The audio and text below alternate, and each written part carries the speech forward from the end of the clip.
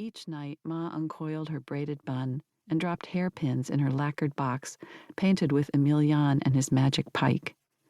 She shook out her golden plates, never cut because that was a sin, and carried them like the train of a dress into our room, letting go so she could hoist our stack of covers.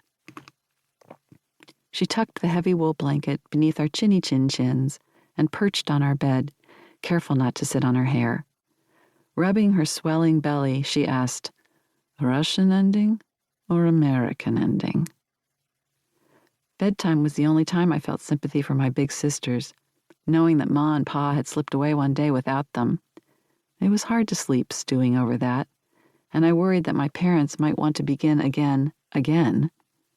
Every scrape I heard was the trunk being dragged from under their bed, every squeak the wagon carting them away from us. That was a Russian ending, and Ma's fairy tales were worse.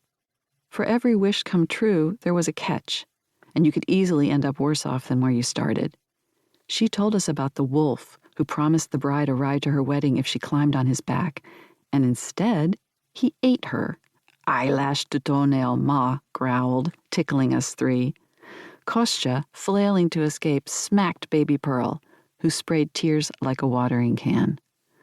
"Oh, Russian ending, everyone suffer," Ma said, and soothed our baby sister. "I'll give you American ending for my tender American children." She said tender, the way the wolf might. American ending meant the groom slicing open the wolf's belly and the bride jumping out unharmed. Her baba skinned the wolf and used the pelt to line their firstborn's cradle. "I heard it from the bride herself," Ma said. "I danced at the wedding and I ate their soup." She was proud of the cheery ending she'd tacked on. Ma and Pa had come here to seek their fortune, and instead of Ma getting her girls back, she got me, then Kostya, then Pearl, and now another one coming. She hadn't seen her older daughters in 10 years. I didn't think we were suffering, but we weren't tender either. Most days we kept Lent, Wednesdays, Fridays, Saints' days, and 6 weeks before Easter and Christmas, which meant no meat, milk, or eggs. Since we didn't always have them otherwise, I figured some rules were made to turn hunger into holiness.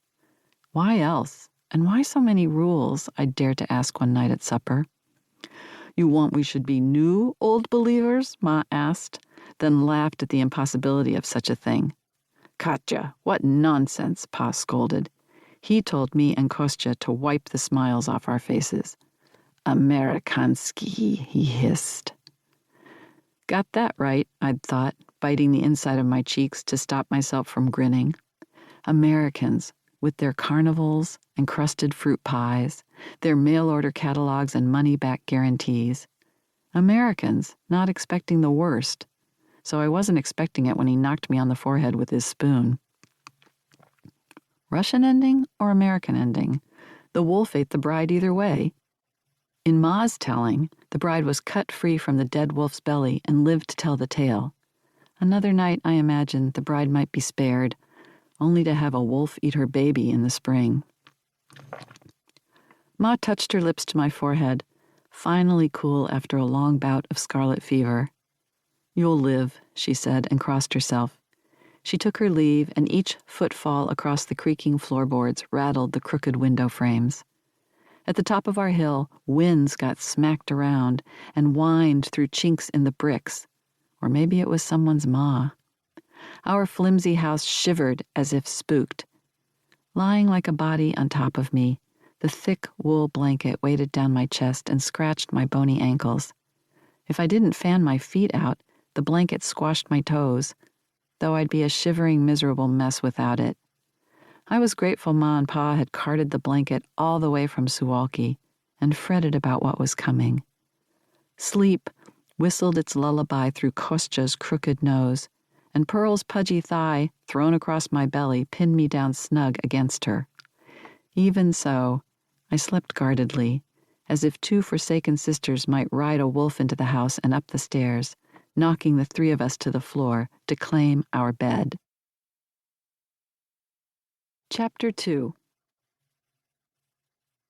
And so it was and wasn't a surprise when Baba's